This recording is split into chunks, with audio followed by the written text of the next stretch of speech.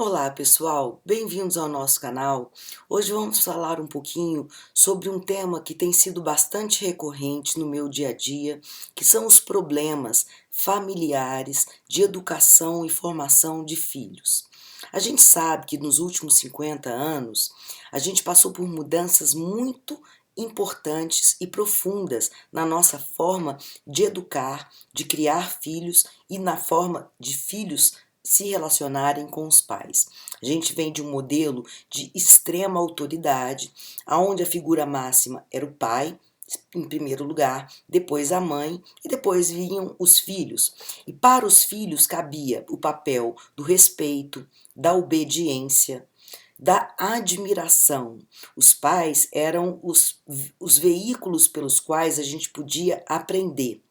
Vou contar para vocês aqui rapidinho dois casos apenas que eu passei na minha infância. Eu tô com mais de 50 anos, então eu sou da geração passada, que foi criada num modelo bem mais rígido, tradicional, as crianças apanhavam e etc. Tudo aquilo que os pais que vieram a ser pais depois quiseram modificar. Dois exemplos pessoais para vocês refletirem um pouco. Eu era criança ainda e desejava muito uma boneca. Eu era filha de classe média, portanto não era um desejo além daquilo que era possível e cabível para os meus pais. Esperei uma hora muito especial, onde minha mãe tivesse bem boazinha, porque ela era brava, e falei: mãe, eu queria ganhar de Natal, acho que era Natal ou aniversário, uma boneca X, que era a boneca que eu mais estava desejando no momento. A minha mãe, com toda tranquilidade, virou para mim e disse: pois você não vai ganhar. Como não vou ganhar? Por que não vou ganhar, mãe? Você não vai ganhar porque você agora vai aprender que a gente não tem tudo aquilo que a gente deseja. Não entendi nada. Se ela podia me dar, se aquilo era irrelevante na minha concepção das possibilidades materiais da minha família, se era irrelevante e se era uma data especial, porque eu não podia ganhar aquela boneca que eu tanto desejava. E minha mãe disse tão somente: porque você vai aprender que a gente não tem tudo que deseja. A gente deseja, mas nem sempre consegue. Levei 20 anos para entender isso. 20 anos para entender por que minha mãe não estava me dando algo que ela podia me dar e ainda vinha com essa lição. É para você aprender que às vezes a gente pode ter, mas não deve ter, e que a gente não tem tudo o que a gente quer. 20 anos só para aprender isso. Outra lição que ela me dava na época que eu era criança é que a gente tinha uma bicicleta.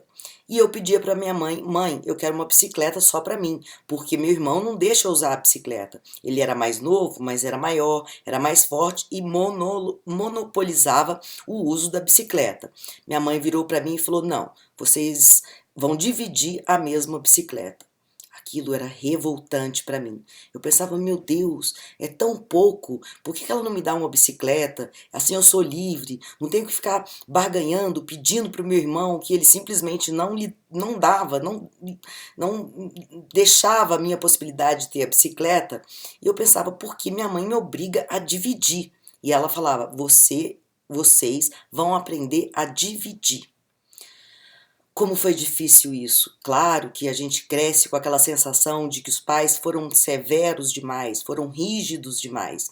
E muitas das lições da minha mãe e do meu pai eu fui aprender 20 anos depois, 30 anos depois.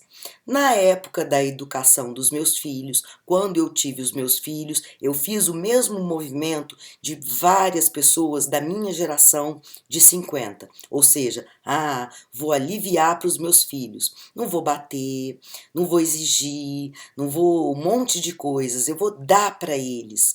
Foi a era da democratização.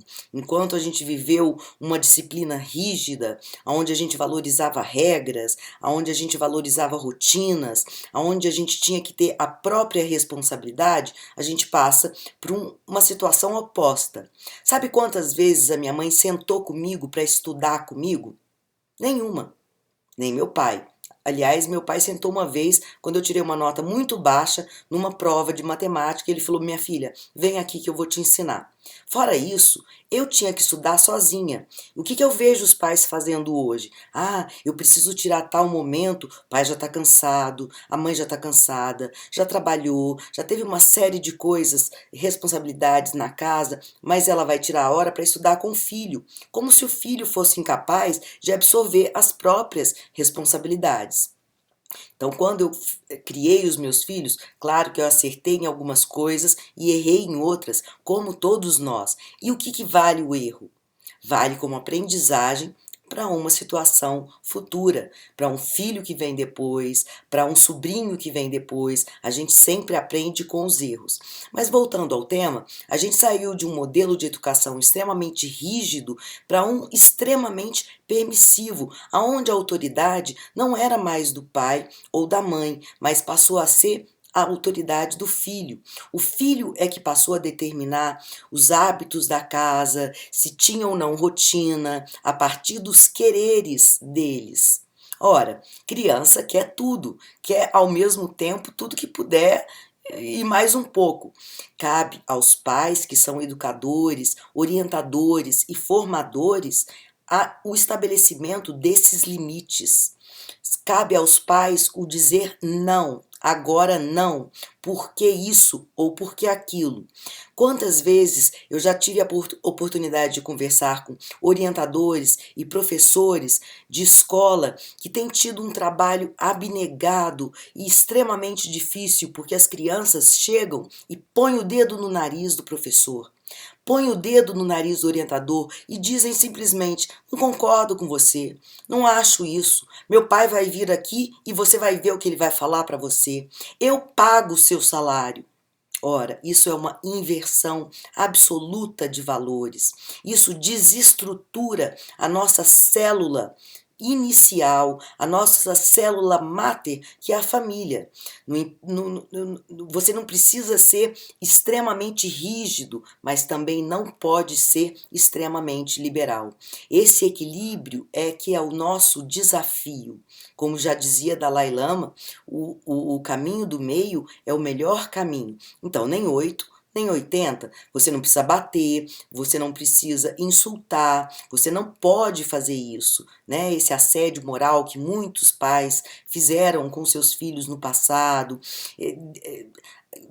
abaixando a autoestima, aniquilando a autoestima, a capacidade do filho por um excesso de severidade, de surras, de castigos e de proibições. Você não pode sair dessa situação para uma onde você não consegue dizer não, onde você fica refém do filho, onde você tem medo de pôr limites ou aonde você faz para o seu filho aquilo que ele já tem autonomia, já tem condições intelectuais, emocionais para fazer. Seja amarrar um sapato, seja comer sozinho, preparar um sanduíche, vestir a própria roupa, saber das suas obrigações. Amanhã eu tenho prova, tal dia eu tenho trabalho. Isso não é uma tarefa dos seus pais te lembrar, é uma tarefa sua, do filho, lembrar. Era assim antigamente e deveria continuar assim agora.